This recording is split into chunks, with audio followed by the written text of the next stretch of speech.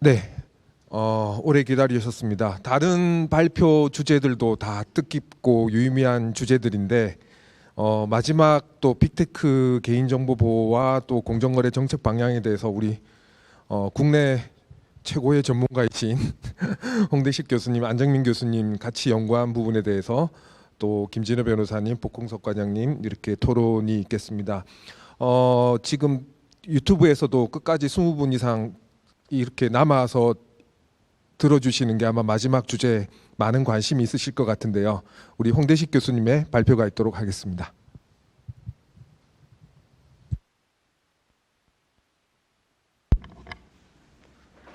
예, 벗을까요? 예. 예, 마이크 벗고 진행하겠습니다. 예, 지금 소개받은 서강대학교 홍대식 교수입니다. 제가 발표할 주제는 좀 제목이 깁니다. 빅테크 기업들의 개인정보 보호 강화 조치가 시장 경쟁에 미치는 영향과 공정거래 정책 방향 검토. 나중에 논문을 게재할 때는 좀 줄여야 될 것 같은데 좀 간단히 설명드리면 이 개인정보보호법과 경쟁법의 관계에 대해서 사실은 본격적 논의가 시작된 것이 불과 10년 안팎입니다. 이제 국제 무대에서 이에 대해서 관심이 막 폭발한 것은 이제 2014년에 그 유럽에서 큰 세미나가 있었는데 그때 이제 관심들이 많아졌고요. 그때 자료들을 보니까 이제 그렇게 표현했더라고요. 참석자가 이게 마치 그 이제 진이가 호리병에서 나오는 것 같다. 다들 부글부글했는데 그때 공론화되면서 갑자기 관심들이 많아졌고요. 이제 불과 10년 사이에 지금 엄청나게 많은 관심을 받고 있습니다. 근데 오늘 가져올 주제는 개인정보 보호의 침해 문제가 아니라 기업들이 개인정보 보호를 잘 하려고 준수한다고 이제 그걸 강화하는 것이 오히려 경쟁을 제한하게 된 진정한 상충 문제에 지금 도달했는데요. 그걸 가지고 발표를 하게 됐고요. 이 연구는 제가 경쟁법 분야를 맡았고 지금 이 무대에는 같이 오르지 않으셨지만 이 자리에 와 계신 안정민 교수님이 개인정보 보호법 분야를 맡았습니다. 그래서 저희 나름대로는 이 서로 다른 법 영역의 학자들이 이제 조인트로 연구하는 그런 의미를 좀 두고 있습니다. 이게 잘 됐는지는 평가를 받아야 되겠습니다만 개인적으로는 이제 제가 경쟁법 학자이지만 사실은 이 IT법 하시는 분들하고 이제 여러 갈래로 이제 교류를 하면서 우연찮은 기회에 좀 그 본영이라고 할 수 있는 개인정보 보호위원회 비상임위원으로도 잠깐 일을 했습니다. 지금 개인정보 보호위원회는 이제 고학수 위원장님이 계시는데 신개인정보보호위원회라고 할까요? 그러니까 개인정보보호위원회가 이제 반쪽이 아니라 이제 개인정보보호법과 정통신망법 다 아우르는 통합법을 가지고 단순히 정책만이 아니라 조사 제재까지 같이 하거든요. 그래서 지금 신개인정보보호위원회 저는 이제 구개인정보보호위원회 때 어떤 이제 법령 심사라든지 공공기관의 데이터 이용 이런 것만 좀 했기 때문에 시장을 보지는 않았는데 어쨌든 그런 심의를 참여하면서 개인정보보호를 좀 깊이 들여다볼 수 있는 기회가 되었습니다. 근데 지금 개인정보보호법이 단순히 어떤 인격권이라든지 이런 측면만이 아니라 시장에서 데이터를 활용하는 그런 문제까지도 깊숙이 관여할 수 있고 또 제재까지 할 수 있게 돼서 또 GDPR도 이제 우리나라에서 관심이 많지만 지금 또 전부 개정안이 지금 정무위 통과했거든요. 조만간 이제 또 법이 올해 안에 된다는 얘기도 있고 거기에 따르면 과징금이 또 굉장히 높아집니다.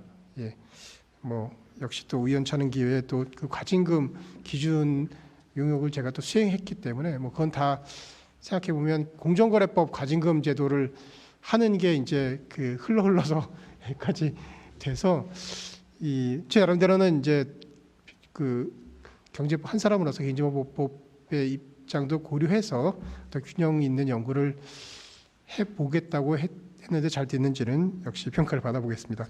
예, 일단 그 구성은 이렇게 되어 있고요. 어쨌든 이제 서론과 어떤 빅테크의 개인정보 강화 이슈, 크게는 이제 애플의 그 앱 추적 투명성 그 정책과 또 구글의 프라이버시 샌드박스 정책이 이 문제를 촉발시켰는데요. 그것이 데이터 독점에 따른 유발하는 것이 아니냐 하는 그런 이슈에 대해서 좀 가볍게 스케치를 하고요. 그리고 그에 대해서 빅테크 규제 강화에 따른 개인정보 보호 강화 이슈, 그리고 그에 대한 경제 보조 접근을 보겠습니다. 근데 사실은 경제 접근이 좀 아직 생소하기 때문에 제가 한 방법론은 그 좀 유사한 이슈로서 데이터 접근 제한 행위를 둘러싼 경제법 이슈들이 좀 있었습니다. 그때의 데이터는 사실은 이제 개인정보가 포함된 거라기보다는 어떤 저작권이라든지 또는 부정경쟁 행위 이슈 이렇게 기식자본과 관련된 이슈로 된 것인데 뭐 제 나름대로는 그것이 좀 유추할 수 있는 방법은 있다고 생각이 들었습니다. 그래서 갖고 왔고요. 마지막으로 공정거래 정책의 방향에 대한 검토로 마무리하도록 하겠습니다. 예, 저희가 좀 늦게 시작했기 때문에 시간을 좀 두 분 훌륭한 토론 좀 들으려면 시간을 좀 제가 좀 절약해야 돼서 가급적 20분 내에 끝내도록 노력해 보겠습니다. 먼저 빅테크 개인정보 보호 이슈에 관해서 보면 우선 디지털 경제에서의 플랫폼의 중요성에 대해서는 많이들 아실 겁니다. 그건 다른 연구도 많이 있기 때문에 간략히 말씀을 드리도록 하겠습니다. 사실은 요즘에서 제가 생각하는 것은 뭐 제가 과기정통부하고 이제 같이 어떤 정책 개발하는 걸 하다 보면 요새 큰 화두가 디지털 대전환입니다. 예, 소전환도 아니고 대전환입니다. 예, 그래서 이제 뭐 윤석열 대통령의 뉴욕 구상에서도 디지털 질서, 디지털 전략이라는 키워드가 나왔고요. 이제 그 내용을 충족하는 것이 이제 정책단에서 해야 될 일이긴 한데요. 그 디지털 대전환이라는 것은 단순히 디지털을 이게 우리 그 아까도 이제 공정 얘기 나왔고 비즈니스 그 프레스 얘기 나왔지만 거기에 이제 반영하는 것, 그래서 뭐 그런 것에 그치는 것이 아니라 어떤 디지털로 인해서 사업 모델이 바뀌고 또 새로운 가치를 창출해야 되거든요. 근데 기존 제조업 서비스 방식으로는 뭐 디지털화는 되지만 디지털 전환을 가지고는 어렵고, 사실은 지금 가장 가깝게 보이는 것은 이제 플랫폼 비즈니스화가 사실 디지털 전환의 가장 대표적인 모습인데요. 근데 이런 것들에 대한 어떤 긍정적, 부정적 시각이 여전히 공존하고 있죠. 그래서 이제 보면 그런 부정적 시각으로 대표적인 것은 이제 디지털이 플랫폼이 양면 시장을 기반으로 해서 이제 그 특정 플랫폼에 이제 쏠림 현상이 벌어진다. 네트워크 이펙트로 시작해가지고 쏠림 현상까지.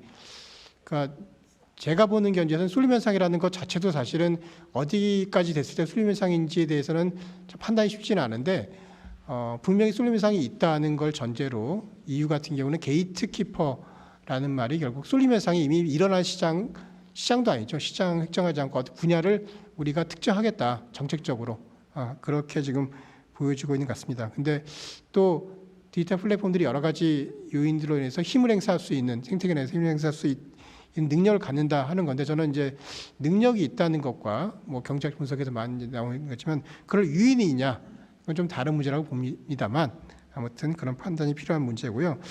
근데 이제 이런 디지털 플랫폼들이 하는 사업 모델에서 데이터의 역할이 되게 중요하죠. 데이터 역할이 중요해서, 근데 데이터가 이제 개인정보를 기반한 데이터가 사실은 사업 모델에서 굉장히 중요하기 때문에 거기서 충분히 개인정보를 보호하고 있냐, 그 수준이 무엇이냐 하는 논의가 지금 많이 되고 있고, 거기서부터 이제 경쟁법의 역할이 등장합니다. 과거에 사실은 경쟁법에 등장하기 전에는 소비자법의 역할이 먼저 문제가 됐어요. 예, 소비자 데이터에 관해서 소비자들이 좀 여러 가지 기만적인 불공정한 행위로 인해서 데이터를 많이 내놓게 되는 그런 이슈로 접근한 것이 대표적인 미국식 방식이죠. 미국은 우리나라 공정거래위원회에 대응하는 FTC가 그 FTC법 5조 가지고 계속 해왔는데 그건 사실 소비자법적인 접근입니다.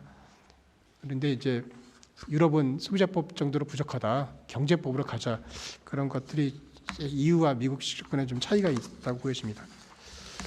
예, 그래서 특히 EU의 GDPR로 인해서 많은 지형이 바뀌고 있습니다. GDPR에 대해서 뭐 여기서 깊이 있게 말씀드리긴 그렇습니다만, GDPR의 도입이 결국에 우리나라 개인정보보호법의 개정도 가져왔고요. 근데 이제 개인정보 보호 강화 조치가 사실은 빅테크를 견제하기 위한 것인데 GDPR 제정 과정에서도 많은 논란이 있었어요. 그러니까 그 GDPR 시정 과정에 많은 의견들이 있었는데 제가 좀 주목했던 거는 그 독일 경쟁 당국의 GDPR에 대해 의견을 준 걸 보면 이렇게 보호 조치 수준을 높이면 이걸 준수할 수 있는 사업자들만 유리해진다. 경쟁 오히려 제한하는 규제가 될 수 있다. 이런 문제 제기가 사실 독일 경쟁 당국이 했습니다. 뭐 아쉬운 것은 우리나라 개인정보보호법 개정 과정에서도 공정거래위원회가 그런 점에서 의견을 주셨으면 좋았을 것 같은데 일단 저쪽에서 안 물어봤겠죠. 안 물어봤. 저는 이제 경쟁 제한적 규제 가능성에 대한 생각을 많이 했는데요. 그러니까 그런 면이 이제 연장선상에서 GDPR 준수를 위해서 빅테크들이 개인정보 보호 강화를 명분으로 이제 정책 도입하는 게 개인정보 보호 쪽 과정에서는 한 단계 끌어올리는 거겠지만 이 데이터 독점력이라는 측면에서 뭐 데이터 독점력이 과연 형성되느냐에 대해서는 논란도 있고 저도 2년 전에 같은 이 그 공정거래 조정원 연구에서 선임을 해봤습니다만 어떤 그런 측면의 관점이 필요하다는 것입니다. 그래서 이거는 이제 가정이지만 개인정보 보호 강화 조치가 데이터 시장의 독점화 도구로 활용될 위험성에 대해서 이제 경제법적 적용이 필요하다는 것입니다. 그래서 이제 아까 말씀드린 것처럼 이거를 볼 때 개인정보 보호를 포함하지 않은 그런 데이터 접근 제한 행위의 경쟁 관련성, 또 거기서 형성된 어떤 경쟁 침해 이론들을 데이터 주도 경제의 특유한 경쟁 침해 이론으로 발전시킬 가능성, 그리고 어쨌든 두 가지 가치가 충돌하니까 가치 형량 어떻게 할 것인가 이런 어떤 판단 틀 이런 것들을 해보자고 이제 연구를 시작한 것인데요. 역시 여러 가지 시간 부족과 이제 역량 부족으로 약간 용두사미가 될 수는 있는데요. 설명드리도록 하겠습니다. 예, 아시다시피 이제 플랫폼에 대한 규제 요구가 증가하고 있고 이런 규제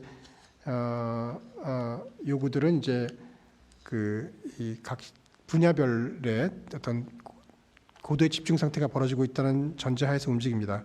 그리고 이런 것에 대해서 그 기존 공정거래법이 충분히 대처할 수 있느냐에 대한 이제 문제 제기가 있습니다.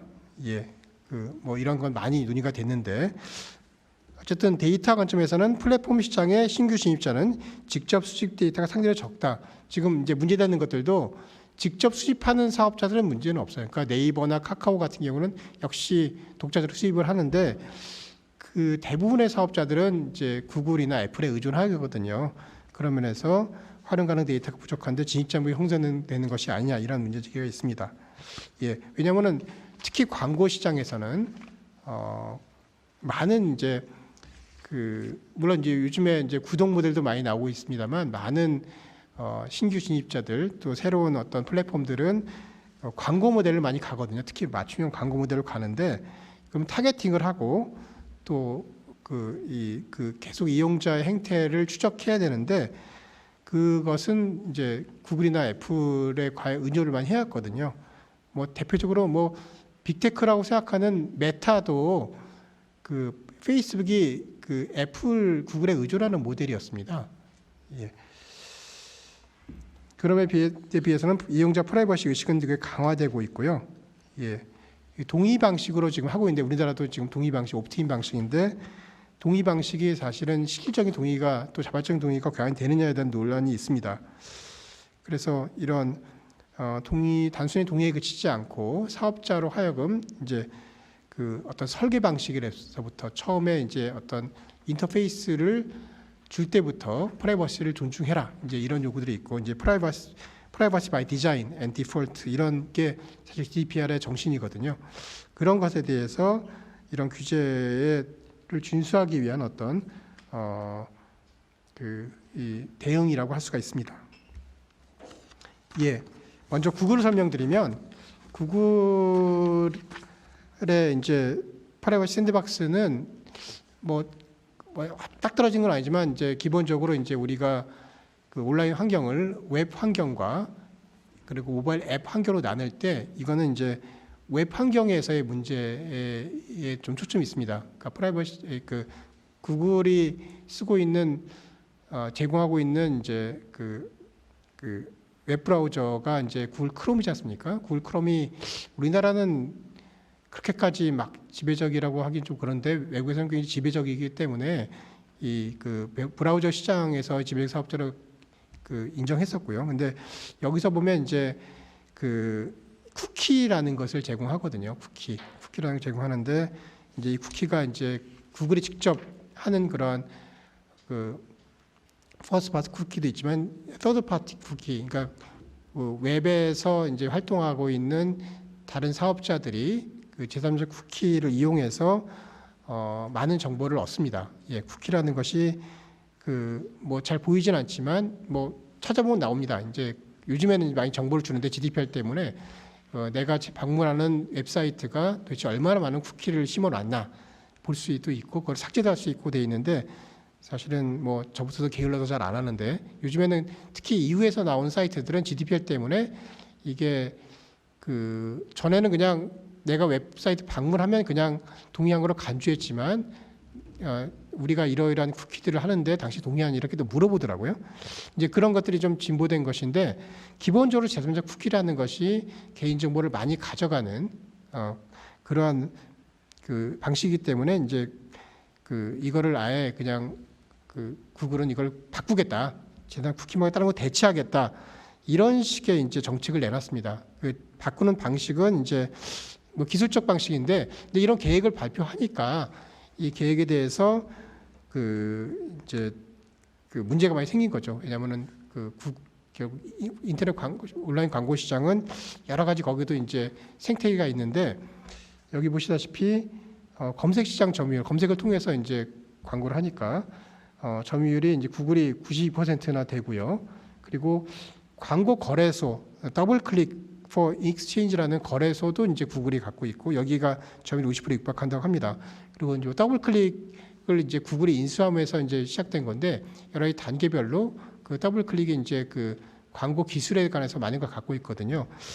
그래서 이 광고 시장에서 그런 생태계에서 중요한 거래소라든지 또 기술을 갖고 있는데 그 제3자 쿠키를 그 더 이상 수집하지 못하게 되면 이 광고 시장도 종속되는 게 아니냐 이런 식의 우려들이 많이 되어서 이것이 특히 뒤에서 설명드리겠지만 영국 같은 경우에는 CMA가 선제적으로 대응을 하고 있습니다.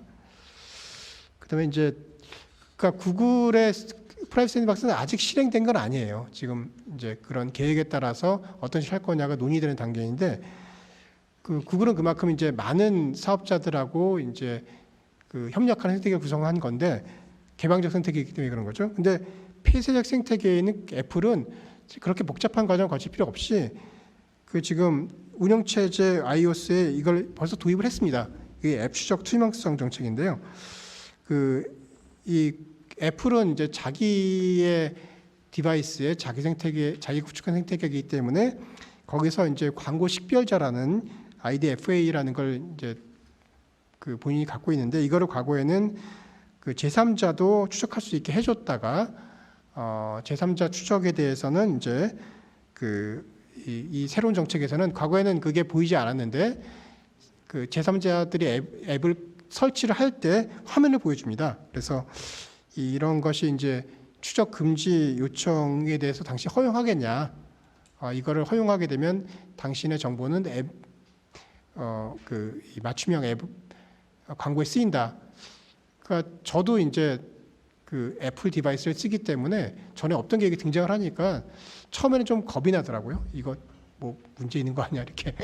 그러다 보니까 이제 거절을 하기도 하고 그래서 초창기에는 이제 이 거절하는 사람이 많아지다 보니까 특히 그 업데이트 할 때도 나오거든요. 이제 이게 메타 같은 경우에 이제 그런 걸 수집해가지고 많이 광고를 했는데 주로 모바일을 많이 하니까 많이 좀 광고 수입도 줄고 좀 그런 게 좀 보였습니다. 그래서 옵트인 방식이 뭐 최근에 대안으로 이제 그 보고서에 있습니다만 그 스칸이라는 걸 도입을 했는데 그만큼 이제 아침에 광고에 유효한 정보를 수집하기 좀 어려운 측면이 있다고 해요.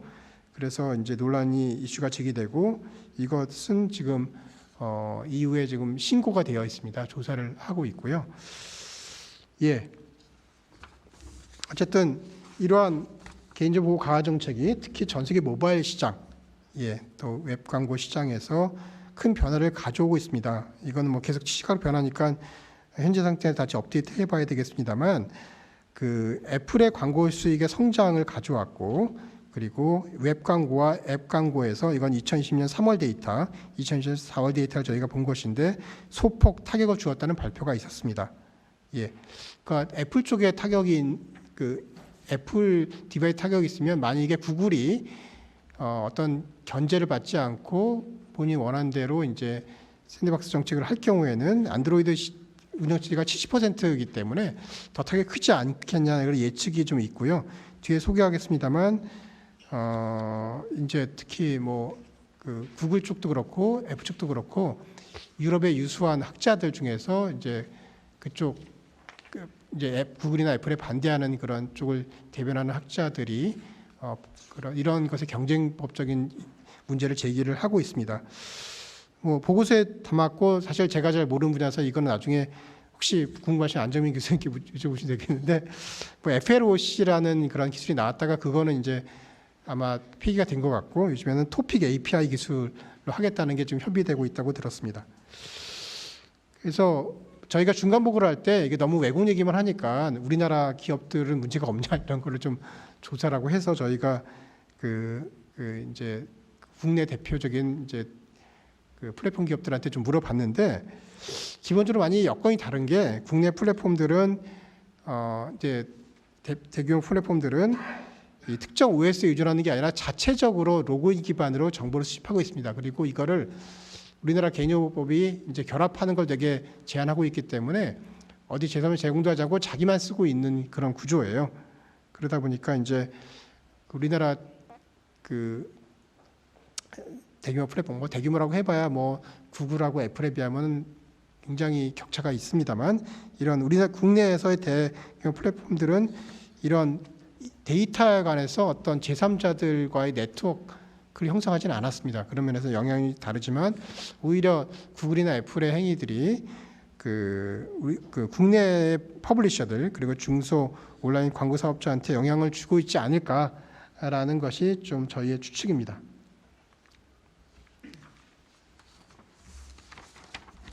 예, 해외 동향을 보면 잘 아시다시피 이제 바이든 행정부에서 2021년 7월에 미국 경제에서의 경쟁 촉진에 관한 행정명령. 근데 그걸 자세히 보시면 미국은 되게 소비자 관점을 중시하는 걸 볼 수 있습니다. 소비자 부담이 증가한다는 거. 이거는 빅테크뿐만 아니라 다른 분야, 제약이라든지 다른 분야에서도 이제 이런 일을 하고 있는데 이유는 좀 디지털 분야에 좀 초점을 맞춰서 하고 있죠. 디지털 시장법을 제정했고요. 제정해서 이제 게이트키퍼 역할하는 플랫폼에 대해서 디지털 서비스가 개방되도록 하는 여러 가지 이제 장치들을 만들어놨습니다. 내년에 실제로 이렇게 게이트키퍼 지정이 되고 게이트키퍼에 대해서 조정이 되면 어떨지 모르겠습니다만 이런 것으로 인해서 이제 규제 비용에 대한 부담에서 이제 이런 개인정보 강화 조치가 나오는 것 같은데요. 이 부분들은 저희 연구에 담았습니다만 사실은 최초이 아니기 때문에 조금 생략하겠습니다. 경제법적 접근에 관해서 보겠습니다. 이 부분이 좀 제가 나름대로 심혈을 기울여서 새로운 관점으로 본 것인데 어떤 이제 상충되는 문제다. 경쟁법과 개인정보법이 그리고 경쟁에 미치는 상반된 효과가 있다는 말씀 먼저 드리고 싶습니다. 그래서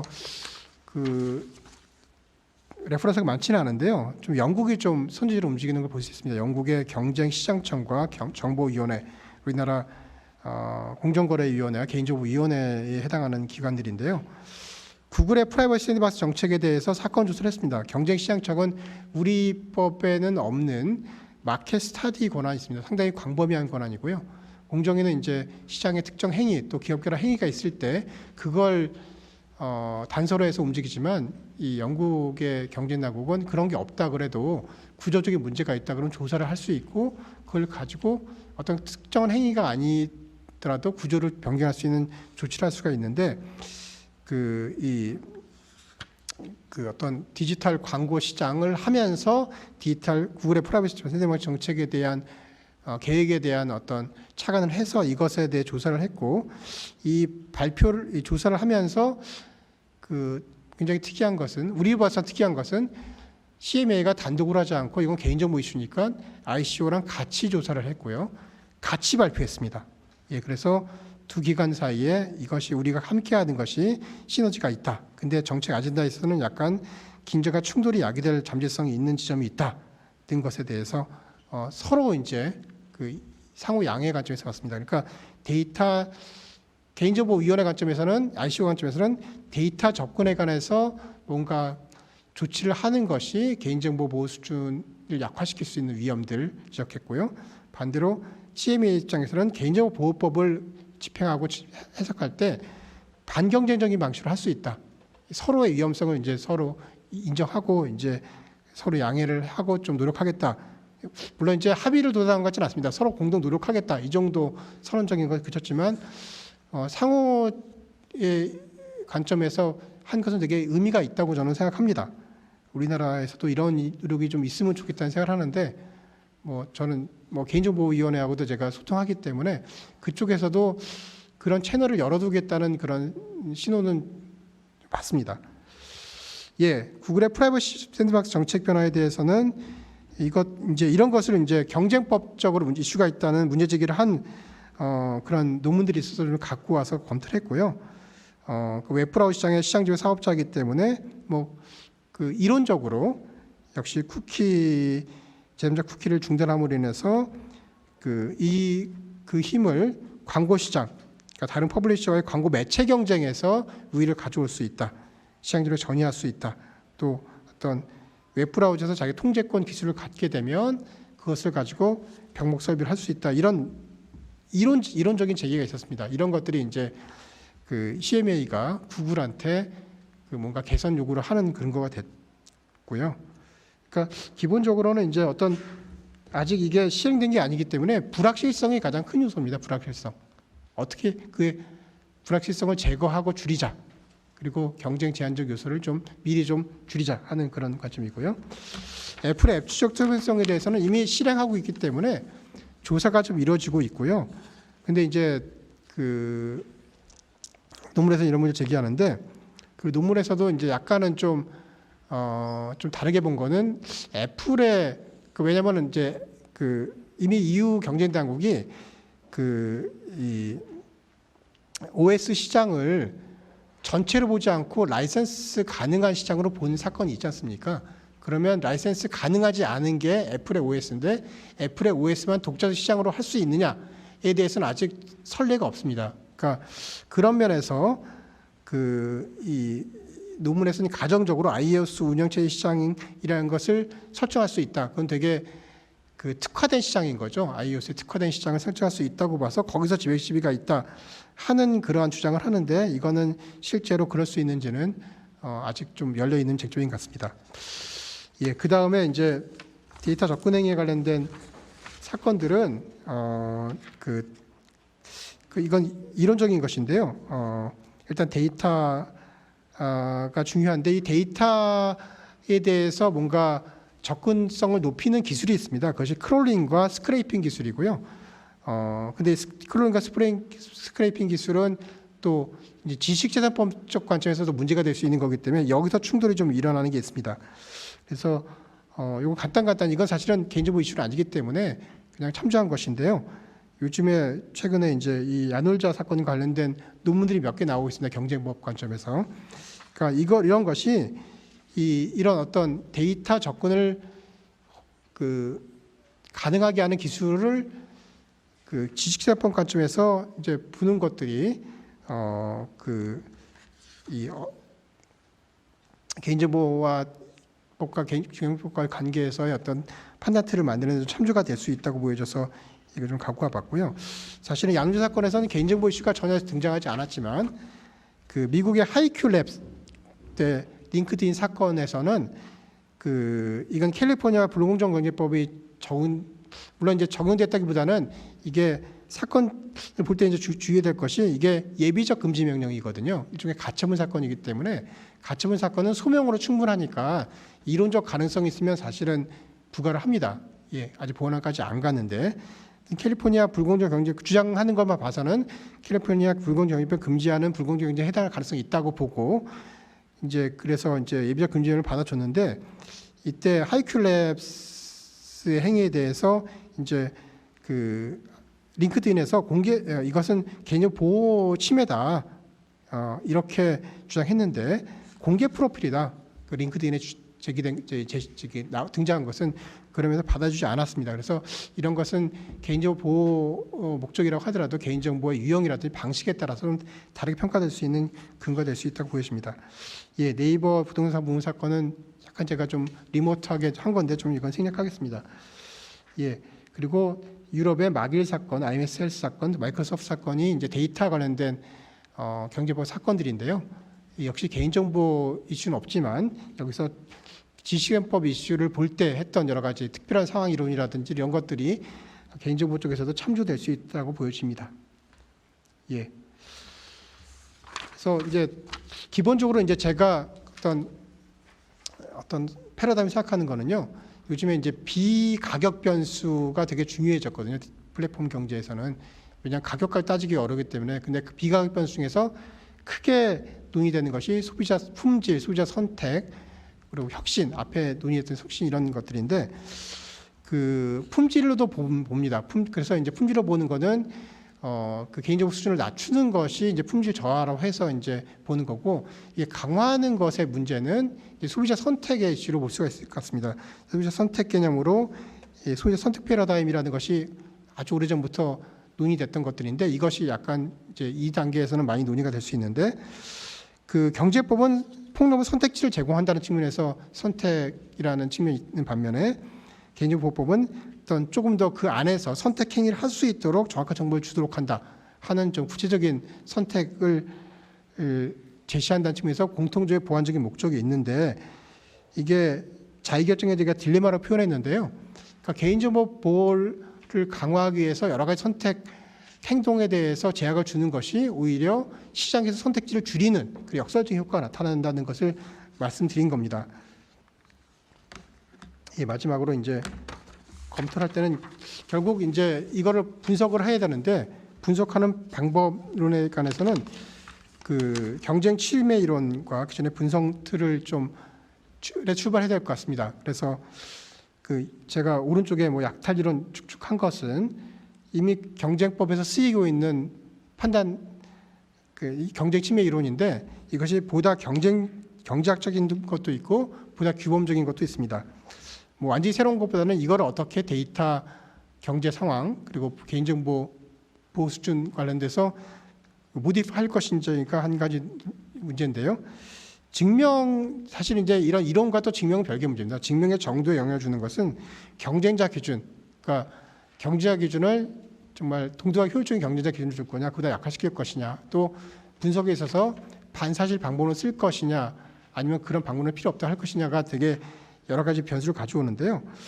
그 데이터 쪽에서는 이제 제가 선행연구에서 봤던 건데, 데이터 자체를 시장 지배의 원천으로 보는 이론과 데이터 자체는 시장 지배의 원천은 아니지만 데이터 접근 봉쇄로 인한 경제적인 효과를 분석하는 이론, 그리고 자사 우대에서 논의가 많이 있는데 그걸 여러 가지 이론들이 있는데, 이런 이론을 가지고 이제 좀 수정을 해야 될 것 같고요. 근데 거의 사실은 그런 어떤 문제지기만 하고 깊이 분석은 사실 못했습니다, 이번 연구에서는. 그리고 이제 반대로 이제 그거는 경쟁 침해 쪽이고, 반대로 개인정보 보호 수준을 강화한다는 것이 그 정당화 사유로 쓰일 수 있거든요. 정당화 사유라든지 적용제 사유로 쓰일 수가 있는데, 이 관해서는 사실은 저는 이제 기본적으로 그 SK텔레콤 사건을 참조한 분석들을 좀 논문에 보고서에 담았고요. 그리고 정당화 사유를 인정할 때는 이것이 여러 가지 고려 요소들도 있지만 개인정보 유형에 따라서 개인 식별 정보냐, 식별 가능 정보냐, 가능 정보에 따라서, 그리고 그 개인정보가 쓰이는 용도, 이것이 개인 신상에 관한 것하고 많이 식별성이 줄어든, 그리고 인공지능 기계학습에서 훈련 데이터를 쓰는 것하고는 좀 다르게 봐야 된다고 생각합니다. 사실 인공지능 기계학습에서 훈련 데이터를 쓰는 거는 우리 사회가 장려해야 하는 문제이기도 하고, 거기는 식별성 문제는 별로 없거든요. 그래서 그런 면은 구별해가지고 봐야 될 것 같고요. 그리고 실제 설계에 관해서도 설계할 때 무조건 접근성을 허용하는 것이 아니라 접근성을 허용할 때 개인정보 보호를 하기 위한 장치들을 어떻게 할 것이냐에 대한 그것에 관해서는 개인정보보호위원회 협조를 해야 될 것으로 보여집니다. 그 최근에 이제 뭐 저희 경제학 학회에서 한국 법률가 대회에서 했던 이슈가 데이터 독점에 관한 이슈인데, 그때 이명 교수님이 프랑스 사례를 가져와서 소개한 게 있는데, 그 프랑스에서는 실제로 개인정보 보호 수준을 고려한 그런 조치를 내린 사례가 있더라고요. 그런 건 참조가 될 것 같습니다. 그리고 경쟁 영향 평가에 관해서 개인정보위원회하고 협력을 필요하다는 정도로 제 발표를 마치도록 하겠습니다. 감사합니다.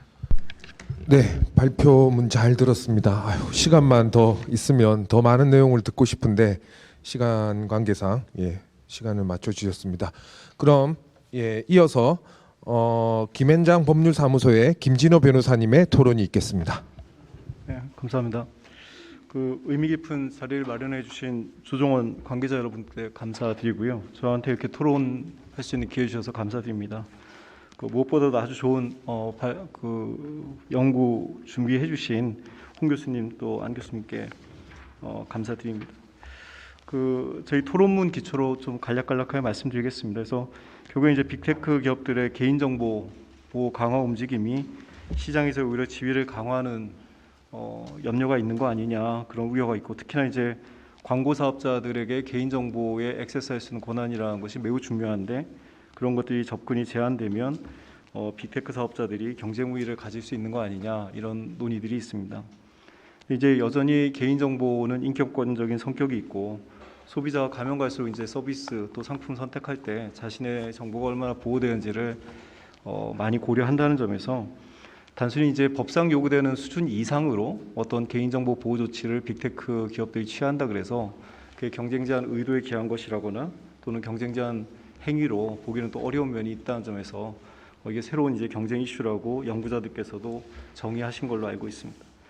이제 종래는 이제 이 개인정보 보호를 일종의 비가격 경쟁 또는 품질 경쟁 요소로 보고 어떤 기업 결합이나 이런 행위들에 있어가지고 그 품질이 떨어지지 않도록 하는데 이제 경쟁법적 논의가 초점이 맞춰졌다 그러면은 이제 이 연구는 개인정보를 오히려 보호하는 행위가 경쟁법적 어떻게 평가되어야 하는가에 대해서 이제 새로운 시각과 또 정책적 방향을 제시한다는 점에서 크게 의미가 깊다고 생각합니다. 그래서 이미 발표해 주신 내용에는 제가 크게 드릴 말씀은 없고요. 다만 우리나라 이제 공정법, 거래법 적용, 집행 측면에서 몇 가지 이제 생각나는 바를 말씀드리겠습니다. 첫 번째로는 개인정보보호법 규제 내용 정도하고 얼마나 상관관계가 있는가에 대한 검토가 필요하지 않나 하는 부분입니다.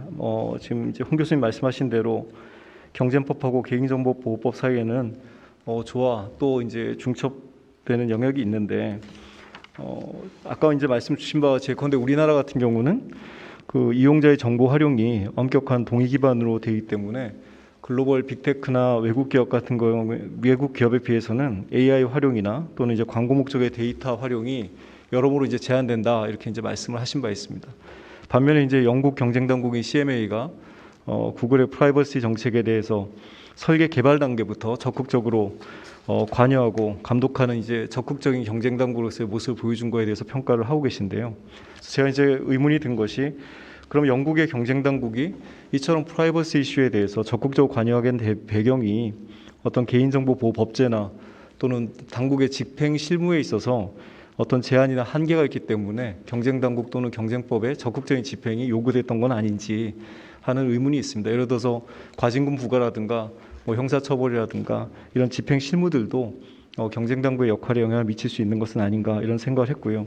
또 만약에 이제 외국 사업자가 우리나라에서의 어떤 개인정보 보호 규제를 적용받지 않아서 국내 사업자에 비해서 상대적으로 개인정보를 자유롭게 활용할 수 있다라고 만약에 할 경우에, 그럼 그 결과 이제 국내 사업자에 비해서 여러 가지 개인정보 활용에 있어서 좀 더 많은 재량을 가진다라고 할 때 이것이 과연 경쟁법적으로 볼 때 어떤 차별 또는 그런 어떤 거래 경제상 경쟁 제한 행위로 볼 것인지, 아니면은 개인정보보호법이 외국 사업자에 대해서 얼마나 합당한 범위까지 적용돼야 되는 규제의 어떤 적용 범위로 문제를 볼 것인지, 이런 이슈도 있는 것 같습니다.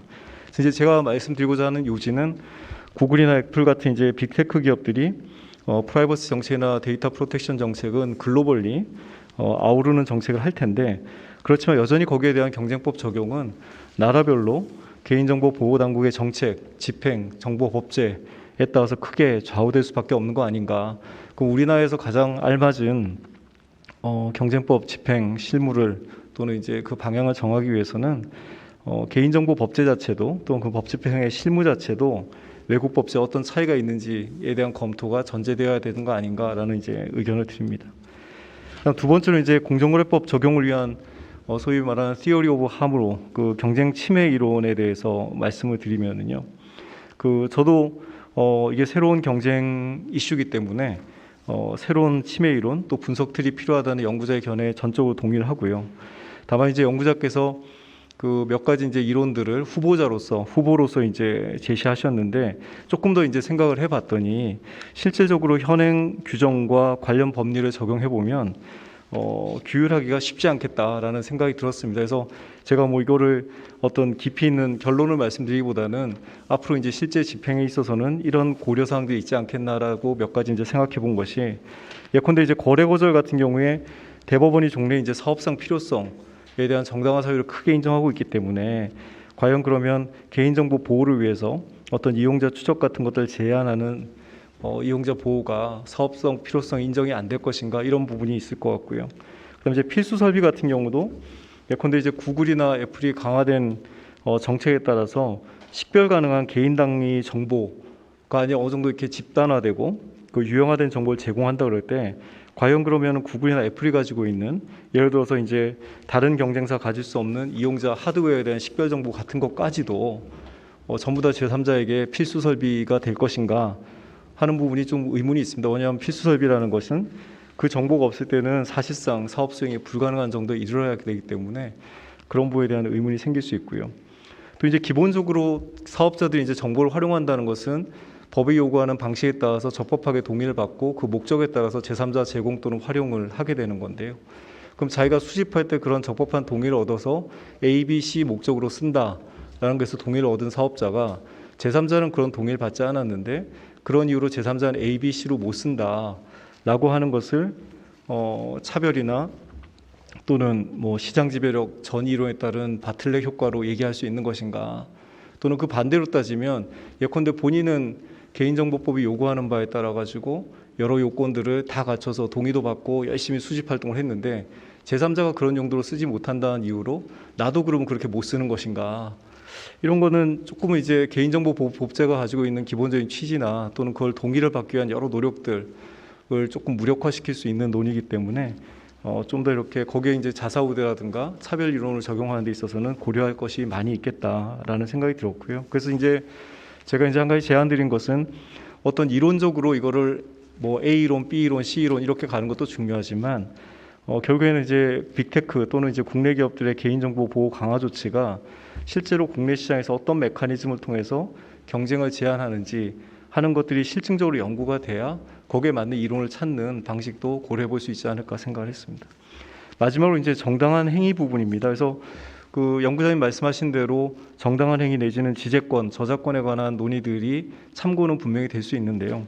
여전히 이제 개인정보 보호라는 것은 어떤 다른 행정법규의 어떤 행정 목적 또는 이제 지재권에 있어서의 어떤 그런 경제적 이익, 가치를 더해서 개인의 어떤 인격권 문제이고, 분명히 이제 그 자기결정권 또는 확실한 동의권을 보장해야 되는 문제이기 때문에 과거의 어떤 판례에서 엄격하게 행정지도나 또는 지재권의 정당한 행사 측면에서 나오던 어떤 기준보다는 조금 더 넓게 정당한 행위가 인정되고 그다음에 조금 더 넓게 공정거래법 적용 예외가 인정될 수 있는 여지는 없는지 그런 의문이 들었습니다. 그래서 제가 이제 마지막에 조금 얘기 드렸던 거는 최근에 그 에픽게임스 판결에 이제 미국 판결을 보면 그 개인정보 보호를 위한 조치를 소비자 편익을 향상시키는 효율성 증대 효과가 인정된다 이렇게 이제 판시한 바가 있기 때문에 이런 점에서도 어떤 지배적 사업자가 그 개인정보 보호 조치 강화하는 게 일반적인 다른 행위보다는 부당성이나 경쟁 제한 의도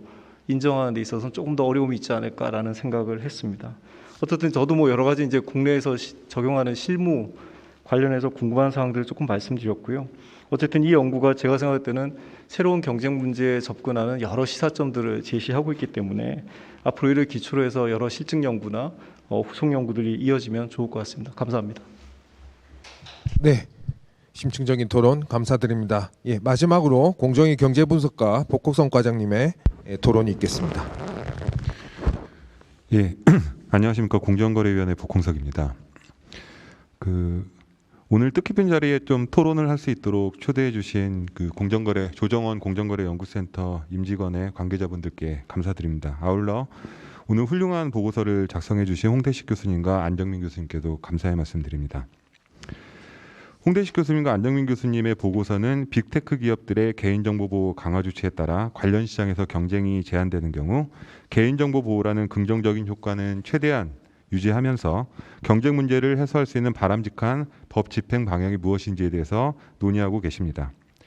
최근 구글과 애플의 개인정보 보호 강화 조치에 따라 경쟁 제한 우려에 대한 논의가 학계와 실무에서 활발히 전개되고 있는 만큼 매우 시의적절하고 유익한 주제라고 생각합니다.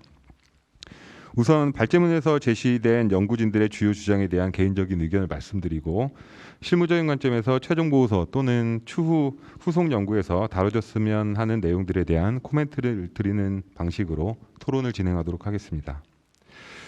주지하다시피 현대 경제의 특성은 플랫폼 연결 그리고 데이터로 대변되는 디지털 경제로의 전환으로 요약될 수 있습니다. 현대 경제에서는 소비자와 판매자를 연결하는 디지털 플랫폼이 상거래의 핵심 축이 되었습니다. 플랫폼과 상호작용으로 소비자는 탐색 거래 비용을 획기적으로 줄여서 자신이 원하는 상품을 보다 싸고 간편하게 구매할 수 있게 되었습니다. 판매자 역시 기존에 접근할 수 없었던 영역까지 판매망을 대폭 확장해 더 많은 고객들에게 손쉽게 접근할 수 있게 되었습니다. 이 같은 플랫폼을 매개로 하는 상거래 혁신은 대부분 트래킹 정보 등 이용자들이 제공하는 개인정보에 의존합니다. 하지만 플랫폼을 매개로 하는 상거래에서 이용되는 개인정보는 개인의 민감한 정보 노출이라는 프라이머시 문제를 야기합니다. 이에 세계 각국은 방대한 양의 개인정보를 수집 활용하는 빅테크 기업들의 개인정보 보호를 강화하기 위한 일련의 정책들을 도입해왔습니다. 이 같은 규제 강화 추세에 맞춰서 구글의 프라이버시 샌드박스 정책 또는 애플의 앱 투명성 원칙 등 빅테크 기업들의 개인정보 보호 강화 조치가 이루어졌다고 생각해 볼 수 있습니다. 반면 발제자께서 논의해 주신 바와 같이 빅테크 기업들은 개인정보 보호 강화를 빌미로 자신과 중첩되는 사업 영역에서 경쟁 사업자를 배제하기 위한 목적의 데이터 제공 차단 등의 남용 행위를 할 수 있습니다. 특히 구글과 같이 개인정보가 1차적으로 수집되는 브라우저 시장의 지배적 사업자가 에드테크 등 광고 사업을 계열화하고 있는 경우에 브라우저 시장의 지배력을 광고 시장으로 전이해 경쟁 사업자를 배제할 능력과 유인은 더욱 커질 것으로 예상됩니다. 발제자께서 상세히 설명해 주신 구글의 프라이버시 샌드박스 사건에서도 CMA는 구글의 새로운 웹 브라우저 정책이 야기할 수 있는 경쟁 제한 우려로 구글이 계열사와 경쟁 사업자 간 유저 트래킹 정보 접근을 차별화해서 에드테크 및 광고 퍼블리시 시장에서 경쟁이 저해될 수 있다는 점과 구글이 자신이 소유한 에드테크 서비스와 광고 지면을 자사우대할 가능성 등을 지적한 바 있습니다. 추가적으로 좀 재밌는 게 CMA는 이제 크롬 유저들이 자신들의 개인 정보가 타겟팅 광고에 이용될 수 있는 그 권리를 박탈당할 수 있다라는 것을 또 박탈당할 수 있는 착취남용의 문제가 발생할 수 있다는 점도 지적을 하고 있습니다. 이처럼 빅테크 기업들이 개인정보 보호 강화를 명분으로 해서 독점력을 남용할 위험성이 있는 반면 개인정보 보호 강화가 플랫폼의 품질 향상이라는 측면에서 소비자 후생 증대 효과도 매우 크기 때문에 관련 경쟁법 집행에서 이를 조화롭게 해결할 수 있는 바람직한 역할 방향을 정립하는 것이 중요하다는 발제문의 전반적인 취지와 의견에 적극 공감하는 바입니다. 그리고 데이터 경쟁 우위를 갖는 사업자의 데이터 접근 제한 행위에 개인정보 보호 강화 조치가 결부될 경우 이러한 상황이나 요소를 경쟁 침해 이론이나 분석들에 반영할 필요가 있으며 개인정보 보호 당국과 경쟁 당국 간 실무적 정책 협의를 원활히 할 필요가 있다는 발제문의 의견에도 적극 공감하는 바입니다. 다만 개인적으로 최종 보고서 내지 후속 연구에서 몇 가지 추가적으로 논의되었으면 하는 사항들이 있어서 관련 코멘트와 질의를 드리도록 하겠습니다. 우선 오늘 토론자로 함께해 주신 김진호 변호사님께서 동연구의 중간 보고 검수 의견서에서 개인정보 보호 강화 조치의 경쟁법적 우려에 대해 동의 의결이나 자율 규제와 같은 소프트 엔포스먼트의 적정성이나 가능성 모색에 대한 논의가 필요해 보인다라는 코멘트를 주셨는데 발제문의 이 부분에 대한 논의가 생략되어 있어 약간의 아쉬움이 있습니다. 개인적인 의견을 말씀드리면 빅테크 기업들의 개인정보 보호 강화 조치는 프라이버시 보호라는 소비자 후생 증대 효과가 상대적으로 명백한 반면 맞춤형 광고를 선호하는 소비자들의 선택권을 제한하는 문제나 경쟁자 배제 등의 반경쟁 효과도 클 수 있습니다. 그리고 이 서로 다른 보호 법익을 비교 형량하는 일은 간단치 않아 보입니다.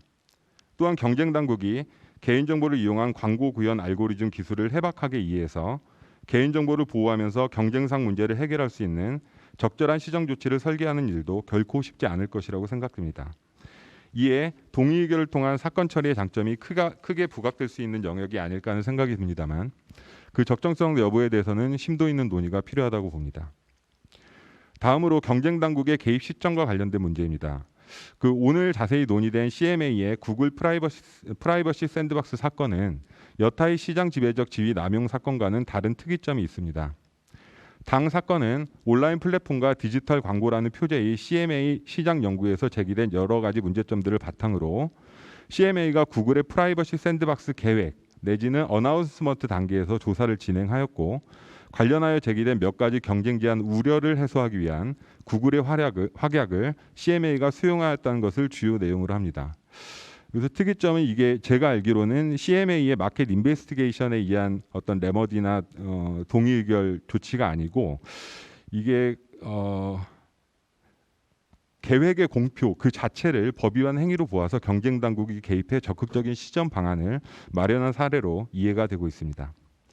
주제하다시피 온라인 플랫폼을 중심으로 하는 디지털 경제에서는 직간접 네트워크 외부성 및 플랫폼 특유의 쏠림 효과로 인해 독점 폐해가 한번 발생하면 장기간 고착될 가능성이 매우 큽니다. 이에 플랫폼 분야에 대한 법 집행은 적시 초기 대응이 매우 중요하다 할 수 있습니다. 이 같은 측면에서 빅테크 기업의 개인정보 보호 강화 정책이 본격적으로 실행되기 전에 경쟁 당국이 적극 개입, 미래에 발생한 경쟁 제한 우려를 사전에 차단한 당 사건은 디지털 분야 경쟁법 집행의 효과성 확보라는 측면에서는 상당한 의미가 있어 보입니다. 하지만 시지 남용 행위에 대한 우리 경쟁법 집행 방식은 사업자의 과거 또는 현재의 법 위반 행위를 발견해 사후적, 개별적으로 시정하는 것을 근간으로 하고 있다는 점 등을 고려할 때 CMA 사건 처리 방식이 우리 법 집행 체계 안에 쉽게 포섭될 수 있을까 하는 의문입니다. 또한 디지털 플랫폼 시장의 특수성을 지나치게 고려하여 기존 법 집행 방식의 근간을 달리하는 것은 오히려 사업자들의 예측 가능성 및 법적 안정성 측면에서 볼 때 바람직하지 않다고도 생각이 됩니다. 가능하시다면 최종 보고서나 후속 연구에서 영국 특유의 경쟁법 집행 체계에서 연유된 것으로 보이는 이 같은 법 집행 방식이 한국의 공정거래법 집행 체계 내에서 가능한지 내지는 적절한지, 만약 가능하거나 적절하지 않다면 그 이유는 무엇이며 디지털 분야 경쟁법 집행의 효과성 확보 측면에서 대안적으로 어떤 방식을 고려해 볼 수 있는지에 대한 논의가 추가된다면 실무적으로 많은 도움이 될 것 같습니다. 다음으로 적절한 시정조치 설계와 관련해서 발제문에서 제시해 주신 개인정보 보호 당국과 경쟁 당국과의 실효적 협력뿐만 아니라 경쟁 당국 자체의 전문성 확보도 굉장히 중요하다고 판단이 됩니다. 주제하다시피 디지털 경제에서 개인정보를 이용해 제공되는 추천 상품 등 서비스를 구현하는 알고리즘 기술은 경쟁 당국의 일반 직원이 이해하기 힘들고 분석에 막대한 시간이 소요됩니다. 이 같은 기술에 대한 정확한 이해가 없는 상태에서 시정 조치 등이 설계될 경우 오히려 기업 활동을 위축시키고 소비자 후생을 저해하는 결과를 초래할 수 있습니다. 이에 세계 각국 경쟁 당국에서는 컴퓨터 및 데이터 사이언스 기술 전문가, 행동경제학 분야의 전문가들로 구성되는 전문 조직을 구성하기 시작하였습니다. 예를 들어 CMA에서는 2019년 2월에 CMA 수석 경제 자문관실 소속으로 다타 유닛, 다타는 이제 데이터 앤 테크놀로지 아날리시스 유닛인데 다타 유닛을 구성하였고 이 다타 유닛 구성원들이 앞서 오늘 자세히 논의된 디지털 광고 시장 연구 및 프라이버시 샌드박스 사건 조사에서 기술 및 솔루션 분야의 전문적 지식을 제공하는 등 큰 역할을 한 것으로 알고 있습니다. 생각컨대 디지털 플랫폼 비즈니스는 향후 지속적으로 성장할 것이고 빅테크 기업들의 비즈니스 정책이 우리 경제 전반에 미치는 파급 효과는 더욱 커질 것으로 예상이 됩니다. 이에 대응한 실효성 있는 시정 조치 설계 및 사건 처리를 위해 경쟁 당국과 개인정보 보호 당국 간 실무적인 정책 협의를 실효성 있게 운영하는 방안과 함께 해외 경쟁 당국의 사례를 참고하여 공정거래위원회의 디지털 분야 전문성을 강화하는 노력도 병행할 필요가 있다고 생각됩니다. 이 부분에 대해서도 심도 있는 논의가 있었으면 하는 개인적인 바람입니다. 감사합니다. 예, 감사합니다. 두 분의 심도 깊은 토론 감사합니다. 이에 대해서 홍대식 교수님의 코멘트가 있겠습니다. 예, 감사합니다. 김준호 변호사님 말씀하신 경제 침해 이론에 대해서는 제가 일단 그런 이론적 가능성을 제시한 거고 분석은 안 했기 때문에 하나하나 따지면 정말 별도의 논문이 필요한 부분이라서 일단 그렇게 출발을 해야 된다는 의미로 이해해 주시면 좋겠고요. 그리고 홍석 과장님 코멘트에 대해서는 예, 저도 많이 공감을 하고 딱 두 가지 말씀드리겠습니다. 그러니까 일단은 이거 토론문 보고서 맞아 김진호 변호사님이 그때 중간 평가 때 얘기 하실 때 그 언급을 깜빡 빠뜨렸네요. 제가 주책 보고서에 포함을 시킬 텐데 사실은 그 대안이 되는 것들을 제시는 하지만 깊이 있게 하는 건 또 다른 연구 과제일 것 같고요. 우선 자율규제 또는 이제 동의결 다 가능한 방법인데 동의결을 가려면 일단은 혐의가 있어야 되잖아요. 근데 이게 계획 단계에서는 사실은 이제 시장 지배적 지위남용 행위가 행위 기반 규제이기 때문에 어떤 영향을 미치는 행위를 식별해야 되는데 계획 단계에서 행위를 보기가 참 쉽지 않은 측면이 있습니다.